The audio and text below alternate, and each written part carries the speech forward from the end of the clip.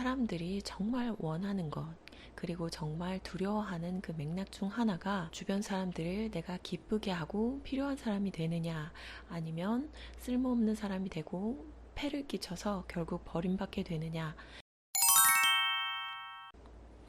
네, 여러분 안녕하세요. 인사이드입니다. 제가 오늘은요, 자신을 왜 사랑해야 하는지 그것에 대해 말씀드리려고 합니다. 여러분 혹시 가장 좋은 엄마는 본인 자신이 행복한 엄마라는 말 들어본 적 있으세요? 부모님들이 행복 혹은 불행한 모습들을 볼 때 아이들은 자신도 모르게 그 원인이 나에게 있진 않을까 그런 생각을 하게 됩니다. 내가 그것을 돕거나 막지 못했을까? 그런 생각이 드는 거죠. 사람들이 정말 원하는 것, 그리고 정말 두려워하는 그 맥락 중 하나가 주변 사람들을 내가 기쁘게 하고 필요한 사람이 되느냐, 아니면 쓸모없는 사람이 되고 폐를 끼쳐서 결국 버림받게 되느냐, 이런 두 가지 길이 있거든요. 버림받는 게 얼마나 두려운 거냐면, 우리가 하는 일마다 되지 않을 때 하늘도 나를 버렸어, 그렇게 얘기하기도 하죠. 그리고 인간 자체가 굉장히 나약한 상태로 태어나서 굉장히 오랜 시간 동안 보살펴주는 사람이 없으면 죽을 수밖에 없는 그런 기간을 거치게 되죠. 그래서 버림받는다는 것은 굉장히 죽을 것 같은 그런 두려움을 유발하게 됩니다. 저의 어렸을 때 로망은 이제 엄마 아빠가 딸이라고 딱 저를 앉혀놓고 원피스 사서 입히고 머리 따주고 이러면서 너만 보면 하루의 피로가 사라지고 네가 있어서 정말 행복하다, 그런 얘기를 듣는 게 저의 어떤 꿈꾸던 장면 중에 하나였던 것 같아요.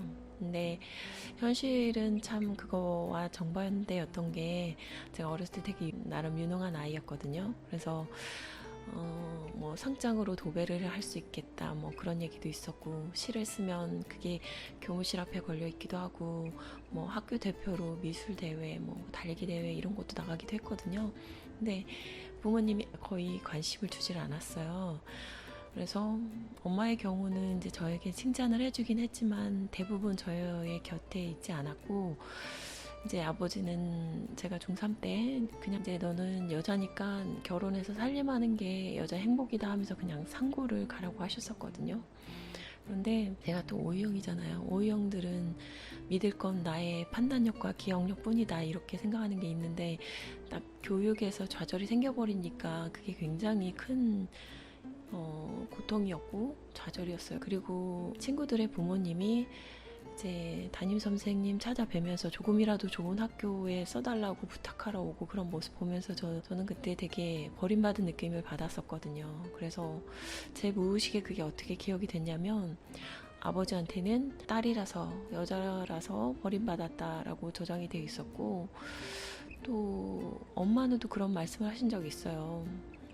너무 살기가 힘드니까 집을 나가고 싶은 마음도 있었는데, 내가 나가면 딸이 너 하나라 네가 밥 해먹고 살게 될까봐 그래서 내가 나갈 수가 없었다, 그런 말씀을 하신 적이 있거든요. 근데 그게 저의 무의식에 굉장히 큰 죄책감으로 자리 잡게 됐죠. 그래서 내가 없었으면 엄마의 인생이 좀 나았을까? 그런 생각을 좀 많이 했던 것 같아요. 제 무의식 정화를 하다 보면 초반에는 이제 조금 가벼운 사건부터 해서 이제 조금 더 큰 사건으로 정화할 거리들이 떠오르긴 하지만, 그게 이제 오래 진행되다 보면 좀 더 중심적인 부분에 접근하게 되고요.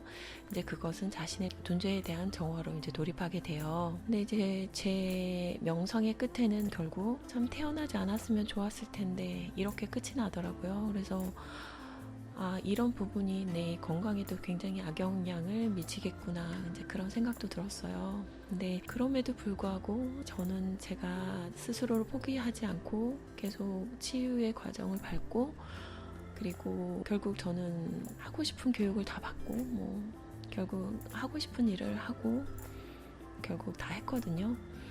그래서 저는 제 스스로를 버리지 않고 포기하지 않은 자신에 대해서 굉장히 높이 평가하고 있습니다. 이처럼 내가 나를 어떤 존재로 보느냐, 이 부분이 굉장히 중요한데요. 내가 꼭 필요하고 누군가 나 때문에 행복하다는 그런 느낌이 사람에게는 정말 중요하다는 거죠. 그런 면에서 강아지들이 정말 고맙고 예쁜 건, 강아지들이 하는 말은 거의 고마워요, 사랑해요, 내 옆에 있어주세요 거든요. 아들러는 삶의 모든 문제는 결국 인간관계에서 비롯된다고 얘기했어요. 그런데 다른 사람을 괴롭게 하고 싶어서 의도적으로 괴롭히는 사람은 거의 없어요. 자기 자신이 너무 힘들다 보니까 물에 빠져 허우적거리고, 그렇다 보니까 주변에 있는 사람들까지 다치게 하는 그런 경우가 대부분이거든요. 그리고 타인과 잘 지내려고 노력하는데도 엄청 애쓰면 애쓸수록 안 좋은 결과가 유발되는 경우도 있어요. 이런 경우는 본인이 버림받을까봐 두렵고, 그래서 사랑받고 인정받고 싶은 그런 욕구가 너무 크다 보니까 너무 열심히 살면서 주변 사람을 쓸모없는 존재로 만들어버리고, 그 사랑받고 인정받고 싶은 것을 혼자 독점하려고 하는 거거든요. 얼핏 보면 굉장히 열심히 살고 주변 사람을 돕는 것처럼 보이지만, 결과적으로 주변 사람을 무력하게 만들고, 또 그런 모습을 비판하면서 굉장히 스스로가 쓸모없는 무능력한 사람이라는 걸 느끼게 만드는 그런 특징이 있습니다. 지금 생각해보면 저희 부모님은 전자에 속했던 것 같아요. 그래서 본인들의 삶이 너무 힘들어서 그냥 허우적댔을 뿐인데, 제가 옆에서 나 때문은 아닐까, 내 존재 자체가 문제이진 않을까, 그런 생각을 하면서 스스로를 괴롭혔던 것 같고요. 너무 열등감이 큰 경우에 버림받을까봐 더 두려우면 이제 그런 사람이 후자에 속하는 것 같아요. 에고는 사람을 불행하게 하고 애쓰면 애쓸수록 더 힘든 현실을 만든다고 하죠. 이게 딱 이 상황을 표현한 것 같습니다.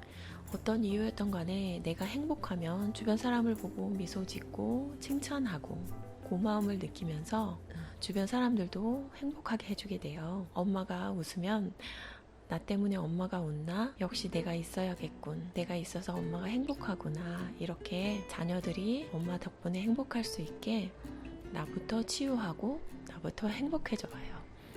저의 오늘 동영상은 여기까지고요. 여러분들이 치유의 한 걸음을 내딛는데 도움이 되셨길 바랍니다. 도움이 되셨다면 좋아요, 구독도 눌러주세요. 그러면 다음에 또 다른 영상으로 인사드릴게요. 행복한 하루 보내세요. 감사합니다.